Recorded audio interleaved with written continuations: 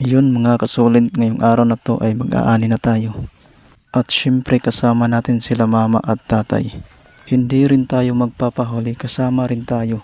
Syempre kailangan natin tumulong. Dito naman ay nakapagsimula na tayo magtambak. Syempre meron na tayong natambak. Kailangan na natin mag-ready para makapagtambak tayo ulit. Syempre mag-isa lang muna tayo dyan. Ito na nga, meron na tayong nabuhat na palay. So kailangan natin tambakin yan. Alam natin lahat na mahirap ang buhay ng probinsya. So kailangan natin magsipag para sa ganun ay makakain na tayo ng 3 beses sa isang araw. So ayan na nga. Hinakot ko na yung palay. So maglagay na tayo para matambak agad. Mahirap ang buhay sa probinsya. Pero masaya naman kami sa aming ginagawa. Kaya sa maliit na bagay lang ay masaya na kami dyan. Sobrang malaki na yung bagay na yan, kahit maliit man. Shoutout nga pala sa mga taga-Samar dyan. Humayo kayo at mabuhay. At syempre magpakarami kayo. Dito naman ay haggard na tayo. Kasi nga sobrang init ng panahon. Magpalit na tayo ng damit kasi basa na tayo sa pawis. Grabe, napakainit ng panahon. Sobrang hirap talaga ng trabaho sa Samar. Punasan muna natin ang pawis para hindi matayo sa ating katawan. Mahirap na magkasakit. Napapansin nyo dito mga kasolid, yung kamalig namin ay sira-sira na.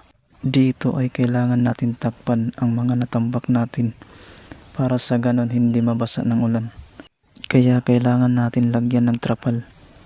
So nandyan ako sa taas para sa ganun maayos yung sa itaas. Kailangan muna natin pantayin yung sa taas para maayos yung pagkalagay ng trapal. Syempre 2 trapal yung ilagay natin. Ayan na nga, hila ng hila ko dyan kasi naipit yung trapal natin. Napapansin nyo dito, napakatagal yung pag-aayos natin ng mga trapal kasi kailangan natin ayusin. Syempre pagkatapos nyan ay lagyan natin ng mga kahoy sa ibabaw. So kailangan natin lagyan ng kahoy para hindi mapalid.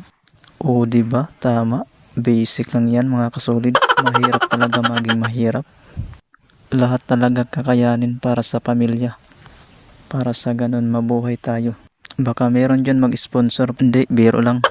Kailangan natin magsariling sikap para walang masabi. Sabi nga nila, pag may gusto may paraan. Kaya mas piliin natin mas maging matyaga sa ating buhay. At syempre maging masaya lang tayo sa ating mga ginagawa. At dito nagtatapos ang aking vlog. So maraming salamat mga kasolid.